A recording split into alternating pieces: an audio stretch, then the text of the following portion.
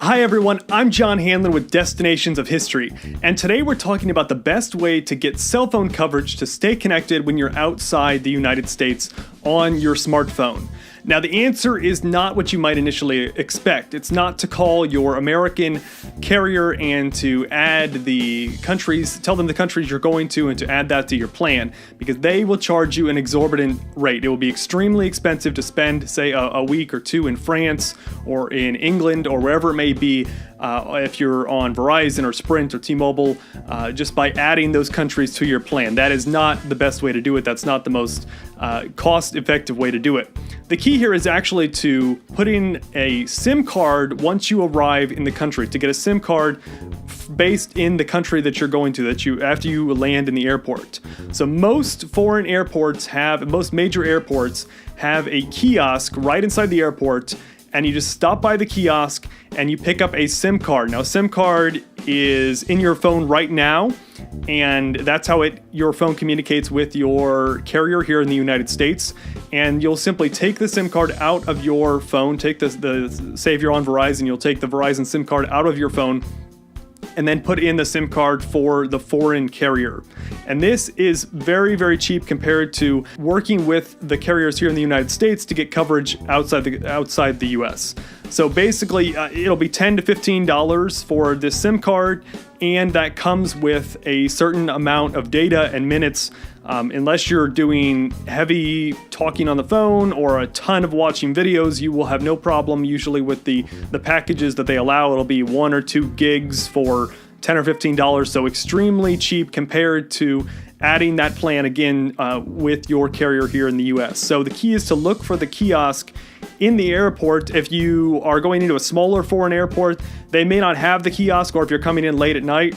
I've gone into some airports late at night and the kiosk has already been closed. I've also been into smaller airports in foreign countries and the kiosk was not there at all. And the key is then go to a dedicated cell phone store in the country. So not a 7-Eleven or a gas station, because there are sometimes some settings that need changed in your phone. And if you're in Germany and you go to a 7-Eleven, they may not know all of those settings, but there are many, many cell phone stores in the country itself.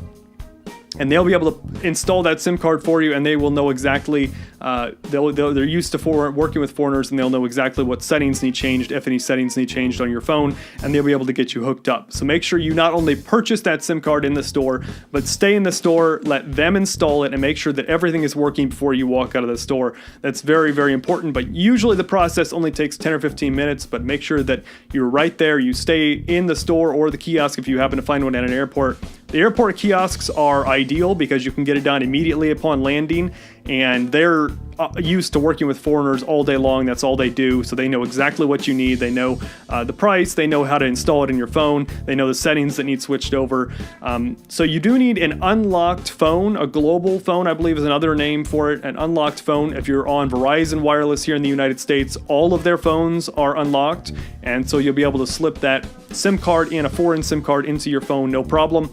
If you're not on Verizon Wireless, you'll want to double check that your phone is unlocked, or you could run into problems. So call your carrier or do some research online based on your specific phone. But based on my research, all Verizon Wireless phones, and iPhones, Android phones, no matter what it may be, are unlocked. You could verify that for yourself as well, because there's nothing worse than getting to the country and not having service. Though if you do run into a problem, a hiccup once you arrive, you can always call your carrier, Verizon Wireless, Sprint, whatever it may be, and add the plan for the country.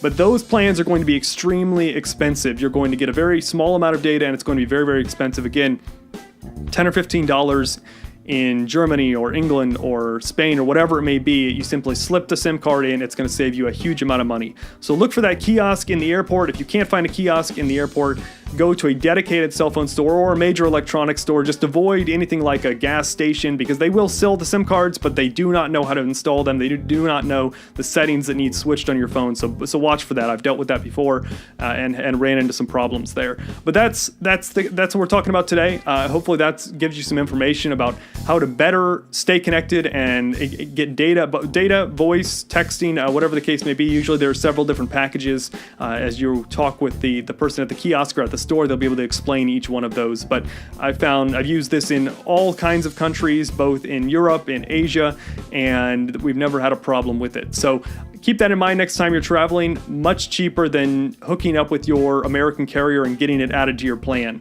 Just swap that SIM card out, and it works perfectly every time. And they'll be able to explain exactly which countries that SIM card will work in. Sometimes it'll work in usually it'll work in multiple. If you're in Europe, it'll usually work in multiple European countries. So thanks so much for watching. And if you have anything more to add or your experiences with this, be sure to leave a comment below. Thanks again.